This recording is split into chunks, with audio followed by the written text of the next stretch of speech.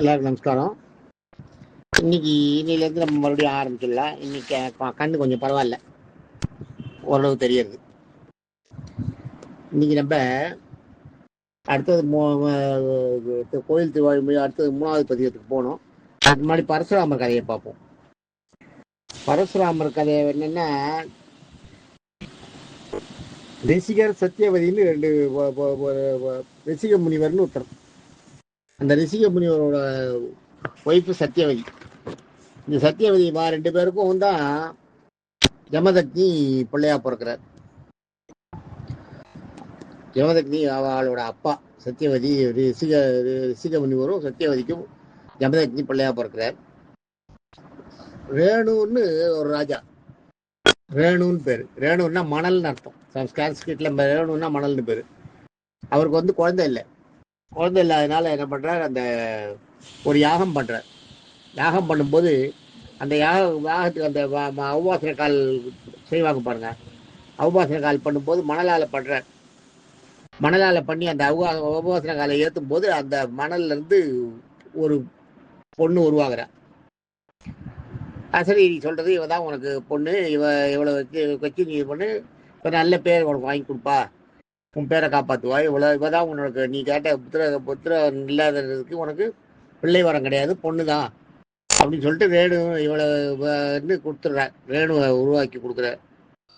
அந்த யாகத்திலேருந்து பிறகு அதனால தான் அவளுக்கு பேர் ரேணு. அந்த மணல்லையா அந்த உபாசன கால் மணல்ல இருந்து உருவானதுனால அவளுக்கு ரேணுகான்னு பேர் வைக்க, ரேணுகா தேவின்னு பேர் வைக்க. ரேணுன்னா மணல்னு அர்த்தம். இந்த ரேணுகா தேவியை ஒரு தரம் அகஸ்தியர் என்ன பண்ணுறார், ஜமதக்னி முனிவரை பார்க்குறார். ரிஷிக முனிவர் ஆசிரமத்துக்கு வரும்போது ஜமதக்னி முனிவரை பார்க்குறார். அவரே இதுக்கு போகிறார்.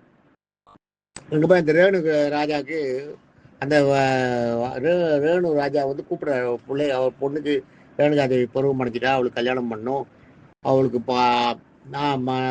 ஜாதகம்லாம் பார்த்து ஒப்பிட்டு சொல்லணும் அப்படின்ட்டு அகஸ்தியரை கூப்பிட்றார். அகஸ்தியர் போகிறார். அகஸ்தியர் போய் பார்த்துட்டு ஜாதகம்லாம் சரியா இருக்கு, ஆனால் இவளுக்கு ஒரு முனிவர் தான் கல்யாணம் பண்ணிக்கணும்.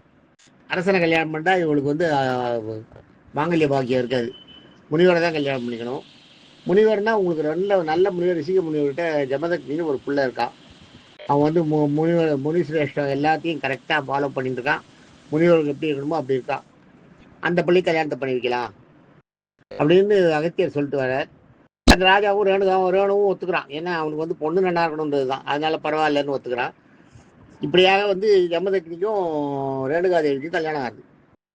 ஜமதக்னி ரேணுகா தேவி கல்யாணம் ஆன உடனே அவளுக்கு ஜமதக்னி ரேணுகா தேவி கல்யாணம் ஆகுது. அவளுக்கு குழந்தை பிறக்கிறது. 5 பிள்ளைகள் பிறக்கிறது. அவளுக்கு பிறக்கிறது 5 பிள்ளைகள். 5 பிள்ளைகளோட பேர் என்னன்னு பார்த்தீங்கன்னா, கொஞ்சம் சொல்றேன்,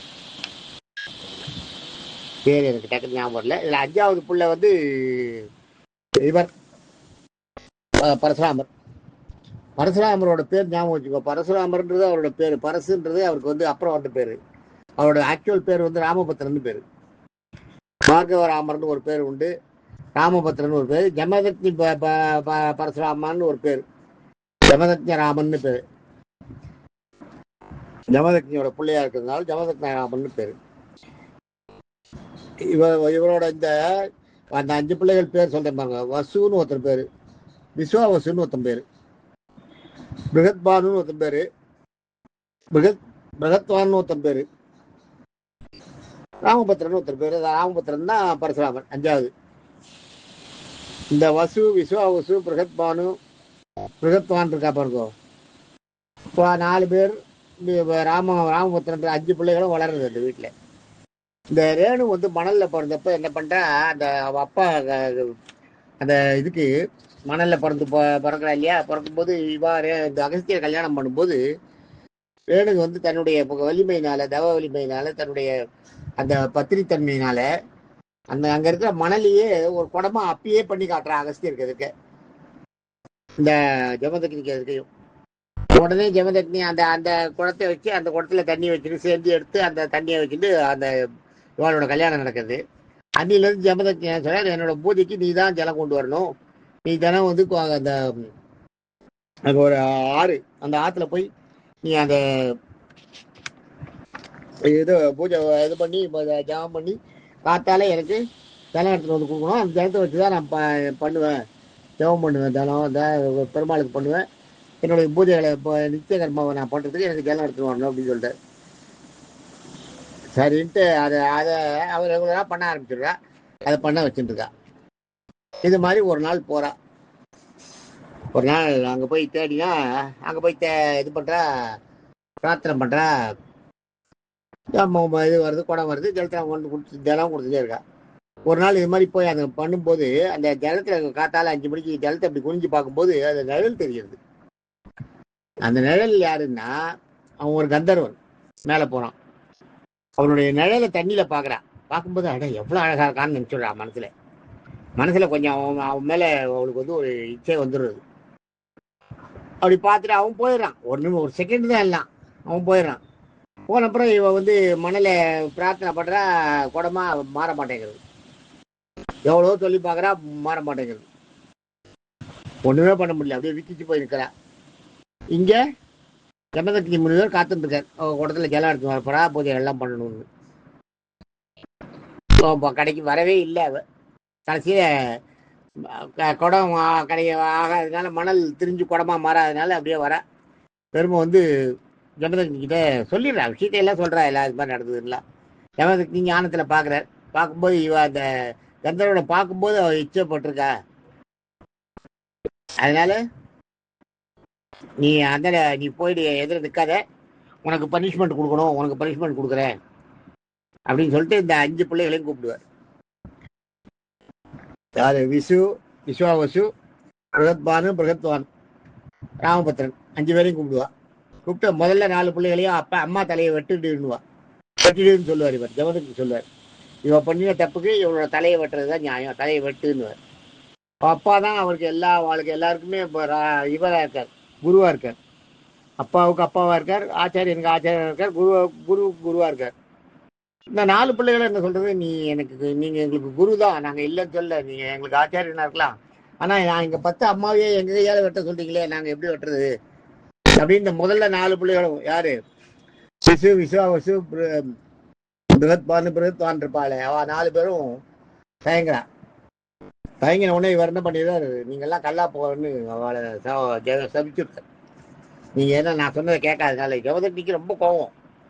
சபிச்சுட்டு கடைசியில் அந்த நேரத்தில் அப்புறம் இதெல்லாம் தெரியாத ராமபுத்திரன் வர்றாரு. அங்கேருந்து அப்பா கூப்பிட்டாரு. என்ன வந்தோடனே ராமபுத்திரனை கூப்பிட்டு, நீ வந்து இந்த அம்மா தலையை விட்டு, அம்மா இது மாதிரி தப்பு பண்ணிட்ட அப்படின்னு சொல்லிட்டார்.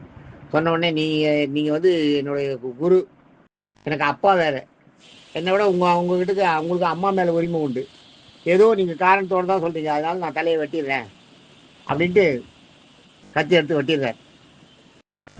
வெட்டின உடனே அந்த தலை உண்டா போய் விழுந்துடுறது. உடனே முனிவருக்கு ரொம்ப சந்தோஷமாயிடுது. அம்மா ஓடுறா, பிள்ளை தலையை வெட்ட போறான்ட்டு ஓடுறா, துரத்தின்னு ஓடுறாரு பரசுராமன். ஜமதக்னி முனிவரை வந்து ரேணுகாதேவியை துரத்தின்னு ஓடுறாரு பரசுராமன் அம்மாவை தலையை வெட்டுறதுக்கு. அவன் என்ன பண்ணுறா, ஒரு சேரியில் போய் ஒரு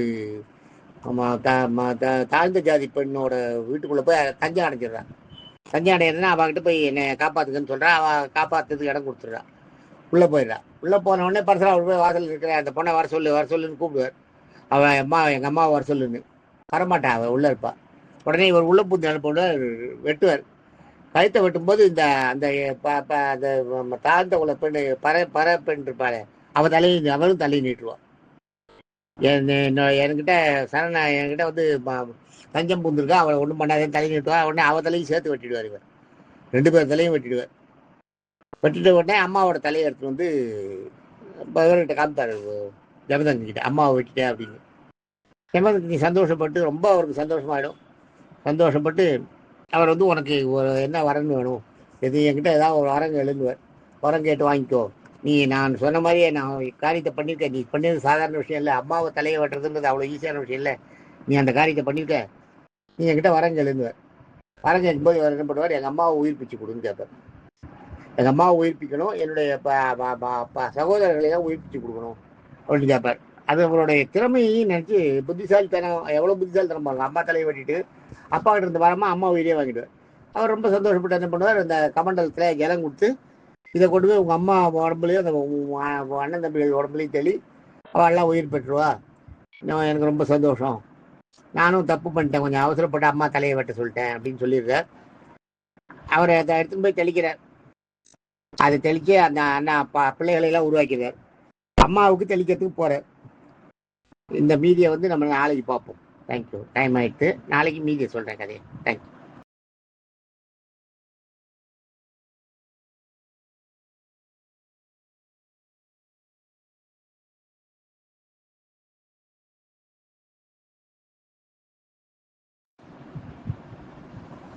எல்லாருக்கும் நமஸ்காரம்.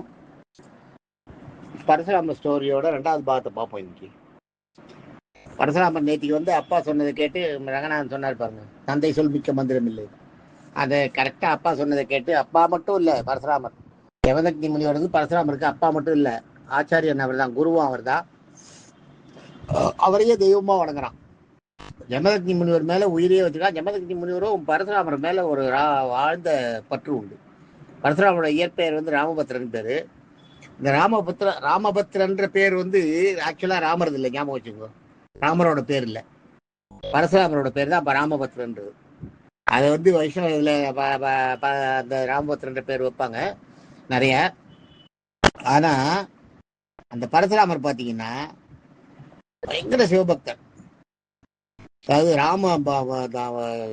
மகாவிஷ்ணுவோட அவதாரங்கள் தான். வைஷ்ணவ குரு, வைஷ்ணவ தெய்வத்தோட அவதாரம் தான். ஆனால் சைவ தெய்வத்து மேலே ரொம்ப பயங்கர பற்று, ஈஸ்வரன் பற்று ஜாஸ்தி, பரமேஸ்வரன் பற்று ரொம்ப ஜாஸ்தி. ஈஸ்வரனை ரொம்ப சேவிப்பார். அவள் அப்பா ஜமதக்னி ஈஸ்வர பக்தர் தான். ஈஸ்வரன் கிட்ட நிறையா வரம் வாங்கியிருக்காரு. ஒரு தடவை ஈஸ்வரனை நோக்கி பரசுராமர் தவம் பண்ணப்ப பரசுராமர் வந்து ஈஸ்வரன் வந்து ஈஸ்வரன் எப்பயுமே சோதனை பண்ணி தான் ஒருத்தர் காட்சி கொடுப்பார், சாதாரணமாக கொடுக்க மாட்டார். எதிராளியை பக்திக்கு சோதனை போடுவார். ஆனால் பெருமாளுக்கு அவ்வளோ சோதனை கிடையாது. எல்லாம் பெருமாளுக்கு வந்து நீங்கள் அவர்கிட்ட வேண்டினா எப்போ வேண்டுவீங்கன்னு கேட்டு வந்து கொடுத்துருவாராம். நம்மளுடைய அடியார் கேட்குறான், அவனை ஏங்க விடக்கூடாதுன்னு. ஆனால் ஈஸ்வரன் அப்படி இல்லை, கேட்குறானா அவன் அதுக்கு தகுதியானவனான்றதை செக் பண்ணுவாராம். செக் பண்ணிட்டு தான் அவர் காட்சி கொடுப்பாராம். அது மாதிரி ஈஸ்வரன் வந்து பரசுராமர் கூட சண்டை போட்டிருக்காரு. நீ என் கூட சண்டைக்கு வான்னு சண்டைக்கு நின்றுருக்காரு. 14 நாள் சண்டை போட்டிருக்காரு 2 பேரும் ஓயாம. ஈஸ்வரன் கடைசியில் முடியல, பரசுராமரை வந்து ஜெயிக்கவே முடியல. பரசுராமர் கை ஓகிண்டே போகிறது, ஈஸ்வரன் கை ஈஸ்வரனுக்கும் ஈக்குவலாக இருக்கு. ஆனால் ஈஸ்வரனால பரசுராமர் ஜெயிக்கணும்னு காட்ட முடியல. கடைசியில் என்ன பண்ணுற பரசுராமர், ஈஸ்வரன் தன்னோட சுயரூபத்தை காட்டுறாரு பரசுராமருக்கு. பரசுராமருக்கு சுயரூபத்தை காட்ட உடனே தான் வந்து வேடனா அதுக்கு முன்னாடி வந்து அவரோட சண்டை போட்டுருப்பார். தன்னுடைய சுயரூபத்தை காமிச்ச உடனே கையில் இருந்த வில்லு எல்லாத்தையும் போட்டு அப்படியே சரணாகதி அடைஞ்சிடுறார் பரமசிவன்கிட்ட பரசுராமர். இப்படியாக பரசுராமரை வந்து ரொம்ப அவரை சோதிச்சிருக்கார். பரசுராமரை சோதிச்சு அந்த நேரத்தில் தான் அவருக்கு வந்து அந்த பரசுன்னா கோடாலி, அந்த பரசை கொடுத்தது அப்போதான் ஈஸ்வரன் பரசுராமர் கொடுத்தது. அந்த பரசுராமர் என்ன பண்ணுறாரு, அந்த பரசால தான் தன்னுடைய தாயோடைய தலையை வெட்டிடுறாருன்னு சொன்னேன் இல்லையா. தன்னுடைய தாயோட தலையை வெட்டிட்டு கொண்டு அம்மா கிட்ட காட்டுற, அப்பா கிட்ட காட்டுற, அம்மா தலையை வெட்டிட்டேன்ப்பாங்க. அப்பாவுக்கு ரொம்ப சந்தோஷம். ஒரு பிள்ளை வந்து, அதாவது மனைவி இறந்த வருத்தம் நிறையா இருக்கு, இருந்தால் கூட ஒரு மகன் வந்து அம்மாவை வெட்ட சொல்லி அப்பா சொன்னதுக்காக என்னென்ன கேட்காத மகன் வெட்டிட்டான் இல்லையா, அது எவ்வளோ பெரிய விஷயம். அது வந்து அப்பாவோட அப்பா சொன்னதை கேட்டு உடனே அப்பா என்ன சொன்னாரோ அதை பண்ணிட்டாரு, என்னென்ன இல்லாது. ஏன்னா அப்பாவை மட்டும் இல்லை, குரு ஆச்சாரியன் வேற. அவர் ஆச்சாரியன் சொன்னால் தட்டவே கூடாதான். ஆச்சாரியன் என்ன சொல்கிறாரோ அதை செஞ்சிடணுமா. அது மாதிரி ஆச்சாரியனா இவர் சொன்னதுனால அவர் செஞ்சுட்டார் எல்லாத்தையும். செஞ்ச உடனே அவர் ரொம்ப வந்து உனக்கு என்ன வரம் வேணும்னு கேட்குறார். எங்கள் அம்மாவை உயிர்ப்பிச்சு கொடுக்கணும், என் சகோதரர்களை உயிர்ப்பிச்சு கொடுக்கணும்னு கேட்குறார் வரம். அந்த வரத்தை கொடுத்துடுறார். கொடுத்த உடனே கவர்னத்தில் ஜலத்தை கொடுத்து, இந்த ஜலத்தை கொண்டு போய் உங்கள் அம்மாவோட உடம்புல உங்கள் அம்மாவோட உடம்போட அவங்க அம்மாவோட தலையை சேர்த்து வச்சுட்டு தெளிவு உயிராயிடுவா. அதே மாதிரி உங்கள் அண்ணன்கள்லாம் கல்லாக இருக்கா, அவள் மேலே இந்த ஜலத்தை தெளிச்சேன்னா அவளை உயிராடுவாங்க. போகிறார் பரசுராமர் எடுத்து போய் முதல்ல அண்ணன்கள் மேலையெல்லாம் அந்த ஜலத்தை தெளிக்கிறா, அண்ணன்லாம் உயிராயிடுற. அந்த சந்தோஷத்தில் அண்ணன்லாம் உயிராக வந்துட்டான், சந்தோஷத்தில் அம்மா உயிராக வரப்போகிற சந்தோஷத்தில் அங்கே கொண்டு போய் பரசுராமர் வந்து அம்மாவை உயிர்ப்பிக்கிறதுக்கு போய் அந்த ஜலத்தை தெளிக்கிறதுக்கு அந்த உடலோட தலையை சேர்ப்பார் இல்லையா, அந்த ஒத்தி செத்து போனா பாருங்க. ஒத்தி அந்த ஒரு தாழ்ந்த குல பெண் ஊத்தி சொன்னேன் இல்லையா, அவ வெட்டியான் வெட்டியான் இனத்தை சேர்ந்தவ. அவ என்ன பண்ணிடுற, அவளோட உடம்புல இவர் வந்து ஒரு ஓவர் இதுல எந்தூசியத்துல அவருக்கு அது என்ன பண்றோன்றது புரியாம அம்மாவோட தலையை அவளோட உடம்போட வச்சு தண்ணி தெளிச்சுவார். தெளிச்ச உடனே அம்மாவோட உடம்போட அந்த அவளோட உடம்போட அம்மாவோட தலை ஒட்டிட்டுரும். ஒட்டிட்டு அம்மா உருவாயிடுவா. இப்ப என்ன பண்ணுவா, அவளோட தலைய அவ அம்மாவோட இதில் வச்சு பண்ணி ஆகணும். அதையும் பண்ணிடுறாரு, வேற வழி இல்லாமல். இதை பார்த்த உடனே தெரிஞ்சு போயிடுது அவருக்கு. தெரிஞ்ச உடனே ஆஹா தப்பு பண்ணிட்டோன்னு, சரி பரவாயில்ல ஜெய் அப்போ ஆயிடுத்து என்ன பண்றதுன்னு ரொம்ப மாசத்துக்குள்ள கஷ்டப்பட்டு அடுத்தது வந்து அம்மாவோட உடம்போட அந்த வெட்டியாகும் லேடியோட தலையை வச்சு சேர்த்து விட்டுறாரு. சேர்த்து விட்டு அம்மாவை மாத்திடுறாரு. அதான் மாரி அம்மன்றது வருப்பாங்க. மாரி அம்மன்றது அந்த வெட்டியானோட இதுவே என்னன்னா எல்லை காக்குறது தான். அவளோட எல்லையை தாண்டி யார் வராருன்னு, சுடுகாட்டுக்கு படம் வந்தாலே வேற யாரையும் எல்லையை தாண்டி அலோவ் பண்ணக்கூடாது, யாரு என்னன்றதை பார்த்துக்கணும். வெட்டியானோட வேலை அது. அதுதான் அந்த வேலையை அவன் செய்யறதுக்கு போயிடுறான். அதுதான் மாரி அம்மன்றது. அதுதான் அவன் மாரியம்மன் இதுல இருக்கு. தலை தான் ரேணுகாதேவி. உடம்பெல்லாம் வந்து ரேணுகாதேவி. தலை வந்து அந்த இவ இந்த வெட்டியான் அந்த சமூகத்தை சேர்ந்த அந்த பெண்ணோட தலை. உடம்பெல்லாம் ரேணுகாதேவியோட உடம்பு. இந்த நிலைமையோட அவ போய் கரெக்டா எல்லை காக்கிறதுக்கு போயிடுறா. எல்லையை காக்கிறதுக்கு அவளை படிச்சிடுறாரு. அதான் மாறி தலை மாறி இருக்கிறதுனால மாறி அம்மா, மாறி இருக்கிறதுனால அதான் மாறி அம்மா. இந்த அவளோட தலையோட அந்த வெட்டியானோட உடம்போட, வெட்டியான் லேடியோட உடம்போட ரேணுகாதேவியோட தலை சேர்ந்து பார்த்தீங்களா, அதுதான் கொண்டு வந்து அப்பா கிட்ட காட்டுறாரு, அம்மா உயிர் பெற்றுட்டான்னு. அப்பா அவருக்கு தெரியுது ஜமதக்னி முனிவருக்கு. இருந்தாலும் பரவாயில்ல, என் மனைவியை நான் வந்து ரொம்ப கொடுமைப்பட்டேன், எனக்கு இந்த தண்டனை எனக்கு பெரும்பாலாக பார்த்து கொடுத்தது தண்டனை ஏற்றுப்போம் அப்படின்னு ஏற்றுட்டு அந்த அவ கூடயே குற்றம் பண்ணுறது. அவளை வந்து ஒதுக்கி வைக்கல. ஏன்னா மனசால கெட்டு போனதுன்றது ஒரு விஷயம் இல்லை. அந்த மனசை கொடுத்தது இறைவன் தானே. அந்த மனசை இவளுக்கு குவாக்காத அவனோட அந்த கந்தர்வனோட நிலையில காட்டாம இருந்தா இந்த சிக்கலுக்கு ஆளாக வேண்டிய அவசியமே இல்லை இல்லையா. அந்த மனசை அதுவும் அந்த கந்தர்வனை பார்த்த உடனே மனசு மயக்கமடைய செஞ்சது யாரு, இறைவன் தானே. அதனால அந்த எல்லாம் அவன் செயல்ன்றதுனால அதை வந்து அவன் மன்னிச்சு ஏத்துக்கிறார். ஏத்துட்டு அவரை கூட குடுத்தனம் பண்றாரு. யாரு இவர் வந்து பிராமணன்ல போரிட்டு அசுர இதோட அந்த அக்ரெசிவா இருந்து போரிட்டு அரசரோட சத்திரியனோட இதை ஃபாலோ பண்ணது வந்து ஜமதக்னியோட பரம்பரை. அதே மாதிரி சத்திரியனா பிறந்துட்டு பிராமண குலத்துல செய்ய வேண்டிய அந்த உஞ்ச விருத்தி தியானம் பண்றது, அந்த சாமியாரா போறது, உஞ்ச விருத்தி எடுக்கிறது, இந்த வேலையை செஞ்சது வந்து விஸ்வாமித்திரர் பிறவியில அவர் வந்து ஒரு ராஜபுத்திரன். அதனால தான் அவருக்கு பேர் ராஜரிஷி பேர். அந்த அந்த இது இப்போ இவரை கூட்டு வந்து கொடுத்து விட்டுறார். இவர் வந்து சத்திரியன். இவர் இது மாதிரி இருந்துட்டு இருக்கும்போது ஒரு நாள் என்ன ஆகுது, இவர் அந்த ஊர்ல கார்த்தவீரியார்ஜுனன் ஒரு ராஜா. கார்த்தவீரியார்ஜுனன் மிகப்பெரிய பலசாலி, 1000 கைகள் கொண்டவன். 1000 கைனா பாத்துக்கோ, 1000 கையால சண்டை போடுவானா. அவனை ஜெயிக்க யாராலையும் ஒருத்தராலையும் ஜெயிக்க முடியாது. எல்லார்கிட்டையும் வரம் வாங்கியிருக்கான். அவனை வந்து எந்த அரசனாலையும் கொல்ல முடியாதுன்ற வரத்தை வாங்கியிருக்கான். அவனை ஒண்ணுமே பண்ண முடியாது. எந்த அரசனாலையும் நீ சாக மாட்டேன்னு எல்லா அரசனையும் ஜெயிச்சு வருவான். இவன் நினைச்சாலும் நடத்தி வருவான். நல்ல ராஜா, நல்ல ஜனங்கள் குடிமக்களுக்கு ஒன்றும் கெடுதலும் பண்ணல. அவன் என்ன பண்றான், அவன் வந்து ஒரு நாள் இந்த ஜமதக்னியோட ஆசிரமத்துக்கு வரான். அவன் காட்டுல எல்லாம் சுத்திட்டு வரும்போது எல்லாம் படையெல்லாம் சோர்ந்து போயிருக்கும். எல்லாம் சாப்பிடணும், ஏதாவது இருக்குமா, எனக்கு ஏதாவது சாப்பிட்றதுக்கு ஏதாவது இருக்குமாங்க. ஜமதக்னி முனிவர் அவனுக்கு கார்த்தவீரியன்னு, அவன் ராஜா இல்லையா, இந்த ஊர் ராஜா, அவனை கூப்பிட்டு உபசரிச்சு அவனுக்கு எல்லாம் பண்ணி கொடுக்குறாரு, சாப்பிட கொடுக்குறாரு. என் படையெல்லாம் ரொம்ப பசியோட அவஸ்தைப்பட்டு இருக்கு. படையெல்லாம் நான் அப்படி வச்சுட்டு நான் மட்டும் சாப்பிட்டா என்ன இருக்காது, படைக்கெல்லாம் ஏதாவது பண்ணணும், அது இல்லாத எனக்கு வேண்டான்னு. படைக்கு நான் உணவு தரேன்னு சொல்லிட்டு என்ன பண்ணுவார், இவர் கையில வந்து சுரபின்னு ஒரு பசு இருக்கு. இந்த சுரபின்ற பசு என்னன்னா காமதேவனோட கண்ணுக்குட்டி. காமதேவனோட கண்ணுக்குட்டி 2, நந்தனின்னு ஒண்ணு, நந்தினின்னு, சுரபின்னு ஒண்ணு, 2. இதுல நந்தினி தான் வந்து அந்த அகஸ்தியர்கிட்ட இருந்தது. வந்து அகஸ்தியர்ல வசிஷ்டர்கிட்ட இருந்தது. அதைத்தான் விஸ்வாமித்திரர் அவரை போய் அந்த இதாச்சு. இதுல வந்து இந்த சுரபியை வச்சு எல்லாத்துக்கும் சாதம் போடுறாரு இவர். சுரபி அல்ல குறையாத சாதம் அனுப்பிட்டே இருக்கு. பாக்குறான் அந்த கார்த்தவீரியார்ஜுனன், அவனுக்கு ஆஹா என்ன மாதிரி ஒரு இதை வச்சுருக்கார். இதை இவர் நம்மளுக்கு கொடுத்தாருன்னா நம்ம இந்த படையெல்லாம் தினம் சாதம் சாப்பிட வயிறார சாதம் போடலாமே. இதை இது பண்ணலாமே கேட்கலாமேட்டு அவர்கிட்ட கேட்பார். இவர்கிட்ட ஜமதக்னி கிட்ட இந்த பசுவை எனக்கு கொடுக்கணும். ஜமதக்னி என்ன சொல்வார், இது வந்து ரிஷிகளுக்கு பசிச்சு வர பிராமணர்களுக்கு சாதம் போடுறதுக்காக தான் இதை வச்சிருக்கு. இது அரசன் உன்னால முடியும், உன் படைக்கு சாதம் போடுற, முடியாதவா இயலாதவா வரும்போது தான் இதை அடுத்து யூஸ் பண்ணும். மற்றபடி இந்த பசுவை நான் யூஸ் பண்ணக்கூடாது, வேண்டாம் அந்த பசு மேலே நீ ஆசை வைக்காதன்னு. ஆனால் அவன் காற்று வெளியே விட மாட்டான். இல்லை எனக்கு இந்த பசுவை நீங்கள் கொடுக்கணும், நான் பார்த்துக்கிறேன் அப்படின்வான். எவ்வளோ சொல்லி பார்ப்பார், கேட்கல. கேட்காத என்ன பண்ணுவான், இந்த ஜமதக்னி முனிவரை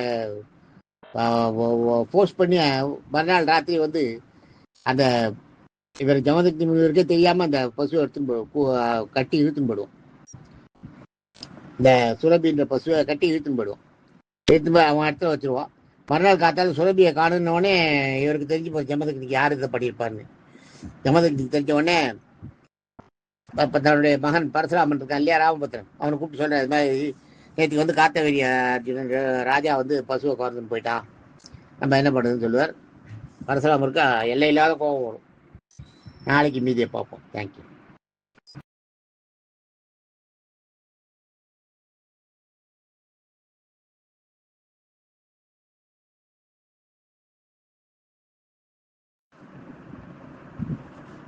எல்லாருக்கும் நமஸ்காரம்.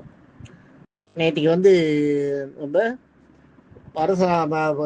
காத்தவீரிய அர்ஜுனன் பேர் பேர் காத்தவீரியன்னு சொல்லுவா. காத்தவீரிய அர்ஜுனன் பேர். அது என்னன்னா, அர்ஜுனனுக்கு நிகரான சக்தி உள்ளவனும், மிகப்பெரிய போராளி, மிகப்பெரிய பலசாலி, 1000 கைகள் அவனுக்கு.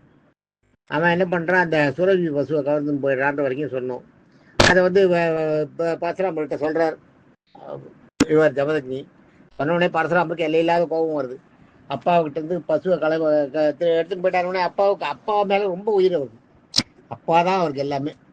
அப்பா சொன்ன உடனே என்ன பண்ணுறான், நேராக போய் அவங்ககிட்ட சண்டைக்கு போகிறான். காத்த வீரியாஜன்கிட்ட போய் முதல்ல சாதாரணமாக தான் கேட்குறாரு பரசுராமர். எங்கள் அப்பா கிட்ட பசு எடுத்துனது நியாயம் இல்லை, எங்கள் அப்பா தரமாட்டேன்ட்டாருன்னா கொடுத்துருங்க, அதை கொடுத்துருங்கன்னு கேட்பார். அவன் வந்து ராஜா இல்லையா, இவர் வந்து சாதாரண ரிஷி தானே, ஒரு முனிவரோட பிள்ளை தானே, போட வேலையை பார்த்துட்டுன்னுவார். கொடுக்க முடியாது, இது ராஜா கிட்ட இருக்க வேண்டிய சொத்து, பொது சொத்து, இது அரசர் வழியில் இருந்ததுன்னா எல்லாருக்கும் சாதம் போடலாம், அதை விட்டுட்டு நீ இது பண்ணி உங்கள் அப்பா வச்சுட்டு கொடுக்க மாட்டேங்கிறாருவா. இவர் எவ்வளோ சொல்லி பார்ப்பார். அது வந்து இயலாதவர்களுக்கு சாதம் போடுறதுக்கு, அவங்களுக்கு பணிவிடை செய்யறதுக்கு தான், முயன்றவர்களுக்கெல்லாம் கிடையாது, எல்லாரும் சோம்பேறி ஆகிடார். எவ்வளோ சொல்லி பார்ப்பார். இவர் கேட்க மாட்டான். வரமாட்டேன்னொடனே இவர் போய் அந்த பசுவை அவுப்பார். அவுக்கும் போது இவரை அடிப்பாங்க. காத்த வீரியாசன் அடித்த உடனே பரசுராமருக்கு எல்லையில்லாத கோபம் வந்துடும். அதில் வந்து கோபம் பரசுராமருக்கு அடங்கவே இல்லை. என்னை வந்து நான் நியாயமாக நடந்துக்கிறோட என்னை அடிக்கிறியான்ட்டு தன்னோட பரசு வேண்டுவார். பரசு கையில், அவர் கையில் எப்பயும் பரசு இருக்கிற மாதிரி படத்தில் போடுறானே ஒழிய, பரசை வந்து அவருக்கு ஈஸ்வரனை பிரார்த்தனை பண்ணால் தான் பரசு வரும். பிரார்த்தனை பண்ணி பரசு வர, பரசுவும் ஒரு வில்லும் ஈஸ்வரன் கூட சண்டை போடுறாரு இல்லையா, முதல்ல சொன்னேன் இல்லையா, ஈஸ்வரன் கூட சண்டை போடும்போது அவர் கொடுக்கறது ஒரு பரசையும் ஒரு வில்லையும் கொடுப்பார் அவருக்கு. இது உனக்கு தேவையான நேரத்தில் உனக்கு கிடைக்கும், இதை வச்சு நீ பண்ணுன்னு சொல்லுவார். அதுக்கு பேர் சிவதனுசு பேர். அதை அந்த சிவதனுசை வச்சுருக்கார். இந்த பரசையும் வச்சுருக்கார். பரசை வேண்டுவார். பரசு கையில் வரும். பரசு வந்தவொடனே 1000 கையை வெட்டுவார் அந்த காட்டு வெறி வச்சுருக்கார். அப்போ கூட இவனோட வெறி அடங்காது. 1000 கையை வெட்டிட்டு அவன் தலையை துண்டாக்கிட்டு அந்த பசுவை கொண்டு வந்துடுவார். சுரபி பசுவை அப்பாக்கிட்ட கொண்டு கொடுத்துருவார். கொடுத்த உடனே இப்படியே போயிட்டு இருக்கோம். இந்த காத்த வீரியார்ஜுனோட பிள்ளைகள் இருக்கா இல்லையா, அவள் நேரம் பார்த்துட்டே இருப்பாள். இந்த பரசுராமர் வந்து காத்த வீரியார்ஜுனனை கொண்டதுக்கு வந்து அவருக்கு அந்த பிரம்மஹத்தி தோஷம் வந்துடும். அதை தீக்கிறதுக்காக இவர் யாத்திரை போவார். யாத்திரைக்கு போயிருக்கிற நேரத்தில் அந்த காத்த வீரியார்ஜுனோட பிள்ளைகள் 3 பேர், அவள் வந்து என்ன பண்ணிடுறா, இந்த ஜமதக்னியை கொண்டுட்டு மறுபடியும் பசுவை கொண்டு போயிடறான். ஜமதக்னியை கொண்டுட்டு பசுவை கொண்டு போன உடனே மறுபடியும் வரார் பரசுராமர். தீர்த்த யாத்திரை முடிச்சு வந்த உடனே விஷயம் அவருக்கு தெரியுது. தெரிஞ்ச உடனே வெகுண்டு எழறாரு.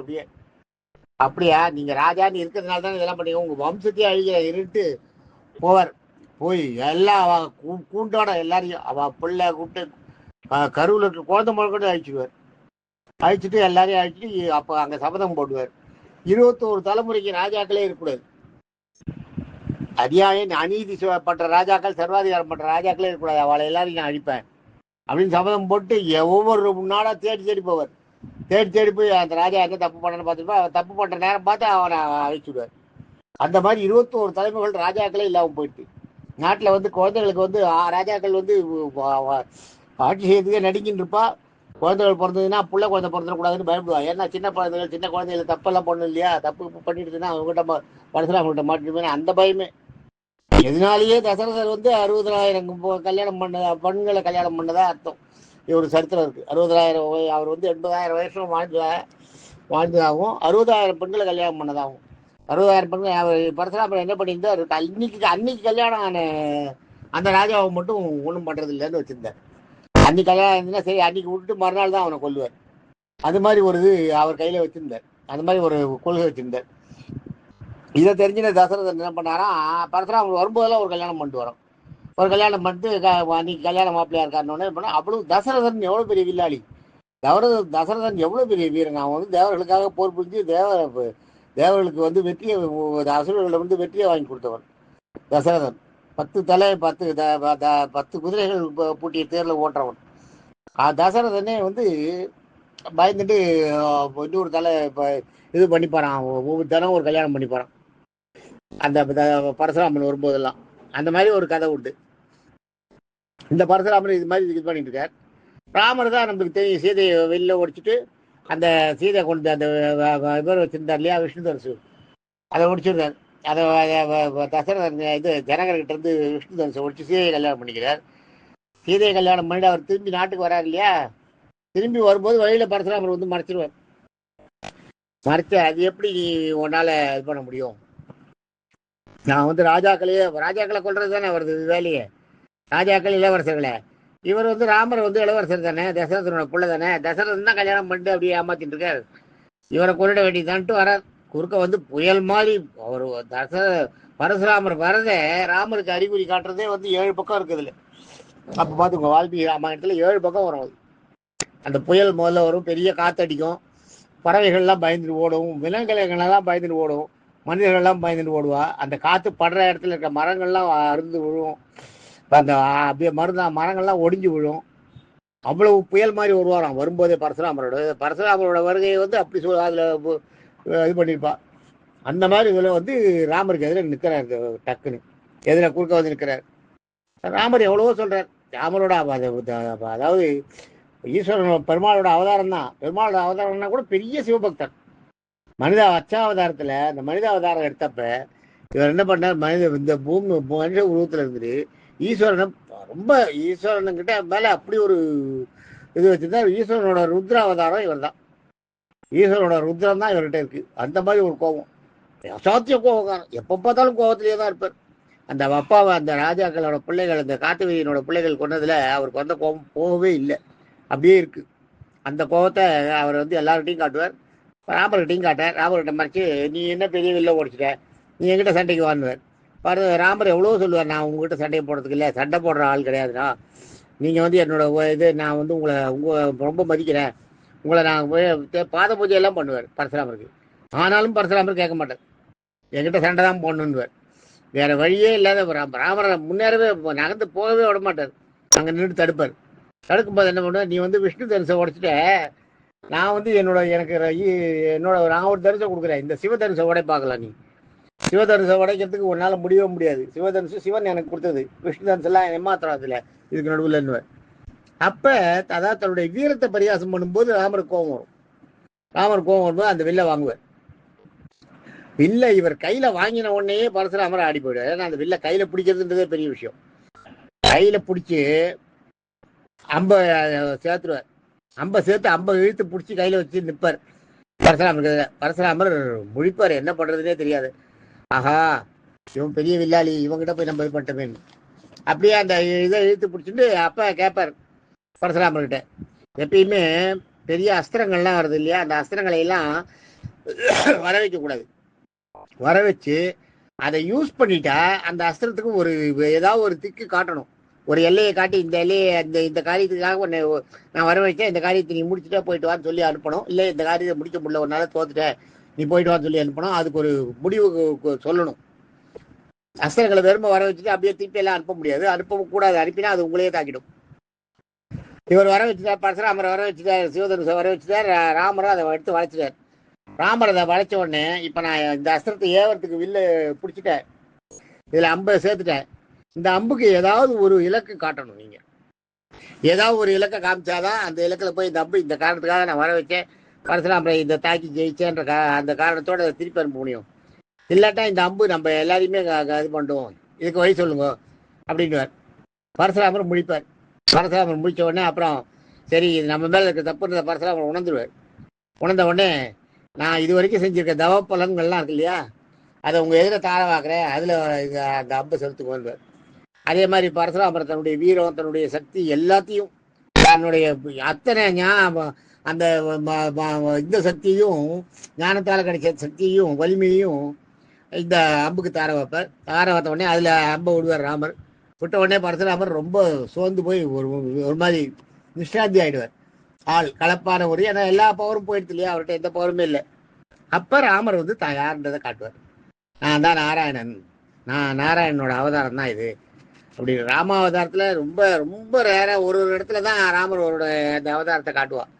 ராமர் வந்து நாராயணனுடைய அவதாரத்தை அவர் கண்ணுக்கு அப்ப பரசுராமருக்கு வந்து ராமரோட அவதாரத்தை. கிருஷ்ணாவதாரத்துல அடிக்கடி கிருஷ்ணர் தான் யாருன்றதை காட்டுவார். ராமாவதாரத்துல தான் யாருன்றதையே காட்ட மாட்டார் ராமர். ஏதோ ஒரு இடம் தான் இது ஒண்ணு. யுத்த காட்டத்துல அதே மாதிரி ஒரு இடத்துல வந்து மூச்சை அடிச்சுட்டப்ப கருடன் வந்து அமிர்த சஞ்சீவியை கொண்டு நாகாஸ்திரத்தோட விஷத்தை முடிக்கிறதுக்கு எடுத்துன்னு வரும். அப்போ ஒரு தரம் அது மாதிரி அந்த மூலபல சேரையை அழிக்கும் போது ஒரு தரம், அப்பதான் நம்ம ராமர் தன்னுடைய மகாவிஷ்ணுவுடைய பவரை காட்டுவார். அது வரைக்கும் நம்ம மகாவிஷ்ணுன்ற பவரை வெளியில காட்டிக்கவே மாட்டார், சாதாரண மனுஷனாவே இருப்பார்.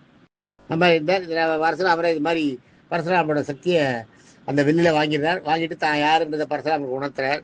பரசுராமர் அதை புரிஞ்சுட்டு கையெடுத்து சேவிச்சுட்டு, இனிமே நான் இந்த என்னுடைய சபதத்தை நான் நிறைவேற்றுறதுக்காக பாடுபட மாட்டேன், என்னுடைய சபதம் தப்பான சபதம், எல்லா ராஜாக்களும் அப்படி இல்லைன்றதை நான் உணர்ந்துட்டேன், அதனால நான் வந்து இமயமலை நோக்கி போறேன் அப்படின்னு சொல்லிட்டு இமயமலையை நோக்கி போயிடுவார் அவர்.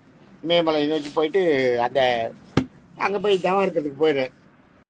அந்த அந்த அந்த இருக்கே அந்த ராமர் இருக்காரு, ராமர் வந்து அவர் வந்து பரசுராமர் வந்து ஈஸ்வரன் கிட்ட வந்து சிரஞ்சீவி பட்டம் வாங்கினவர். அஷ்ட சிரஞ்சீவின்னு 8 பேர் சிரஞ்சீவிகள் ஞாபகம் வச்சுக்கோ. 8 சிரஞ்சீவிகள். அந்த 8 சிரஞ்சீவிகள் பட்டம் வாங்கினவர்ல வியாசர் ஒண்ணு, அனுமான் ஒண்ணு. அனுமான் வந்து சீதையால சிரஞ்சீவி பட்டம் வாங்கினவர். வியாசர் ஒண்ணு, அனுமான் ஒண்ணு, விபீஷணனுக்கு வந்து ராமர் சிரஞ்சீவி பட்டம் கொடுக்குறவர். கிருபர் வந்து ரொம்ப நியாயவாதி. கிருபரோட கதையை இன்னொரு நாள் சொல்றேன். கிருபரும் அதே மாதிரி சிரஞ்சீவி பட்டம் வாங்கினவர். அஸ்வத்தாமன் கிருபருடைய அக்கா பிள்ளை, அஸ்வத்தாமன் தங்க பிள்ளை, கிருபருடைய தங்க பிள்ளை அஸ்வத்தாமன். அவன் தான் தங்கையை தான் துரோணர் கல்யாணம் பண்ணிக்கிறார், கிருபியை துரோணர் கல்யாணம் பண்ணிட்டு அவளுக்கு பிறந்தவாதான் அஸ்வத்தாமன். அவன் ஒரு சிரஞ்சீவி. மார்க்கண்டேயன் ஒரு சிரஞ்சீவி. அப்புறம் பரசுராமர் ஒரு சிரஞ்சீவி, மகாபலி ஒரு சிரஞ்சீவி. அஷ்ட சிரஞ்சீவிகள் 8 பேர் சிரஞ்சீவிகள். வியாசர், அனுமார், விபீஷணன், கிருபர், அஸ்வத்தாமன், மார்க்கண்டேயர், பரசுராமன், அப்புறம் மகாபலி சக்கரவர்த்தி. இவாளெல்லாம் வந்து இன்னும் உயிரோட எங்கேயோ உலாவிட்டு இருக்கிறதா ஐதீகம். அது மாதிரி பரசுராமர் வந்து அந்த தன்னுடைய தனக்கு சிரஞ்சீவி வர இருக்கிறதுனால இன்னைக்கும் பரசுராமர் வந்து இமயமலைகள்ல எங்கேயோ உட்காந்து தவம் பண்றதா ஒரு சரித்திரம் இருக்கு. அது மாதிரி ஒரு வரலாறு இருக்கு. எங்கேயோ ஒரு இடத்துல உட்காந்து தவம் பண்ணிட்டு இருக்காரு, எங்கன்னு நமக்கு தெரியாது. எந்த இடத்துல உட்காந்து பெரிய இமயமலையில எவ்வளவோ நானும் ரங்கநாதன் போனப்போ பார்த்தோம். இமயமலையில போயிட்டு பத்ரியில போய் பார்த்தா பத்ரிக்கு மேல ஒரு கொண்டல் இருக்கு, பெரிய மலை தெரியுது. அந்த மலை உச்சியில பார்த்தா அது எங்கேயோ தெரியுது, அண்ணாந்து பார்க்க வேண்டியா இருக்கு. பத்ரியில இருந்து ஒரே ஐஸ் பாரா இருக்கு. அந்த பாருக்கு நடுவில் ஒரு சின்னதா பொம்மை மாதிரி நடந்து போயிட்டு இருக்காரு. அதை வந்து அந்த பைனாக்குள்ள வச்சு பார்த்தோம்னா ரிஷிகள் அப்படியே சட்டையே இல்லை, வெறுமை போட்டு கையில கமண்டல் எடுத்துட்டு போயிட்டே இருக்கா. அது யாருன்னு தெரியல, யாரு ரிஷிகள் முனிவர்கள் யார் அங்க ஜபம் பண்றதுக்கு போயிட்டோம் அப்படின்னு. அது மாதிரி அது மேவே வலையில வந்து எத்தனையோ பேர் ஜபம் பண்ணிட்டு இருக்கா. அதுல பரசுராமனும் ஒருத்தர் பண்ணிட்டு இருக்காரு. அதாவது நாளையில இருந்து நம்ம பாடல்கள்ல எந்த பாடல்கள் நம்ம பார்க்கணும், நம்ம பார்க்க வேண்டிய பாடல்களை பார்ப்போம். நம்ம பார்க்க வேண்டிய பாடல்கள் எது, முதல்ல எது பார்த்தோம்?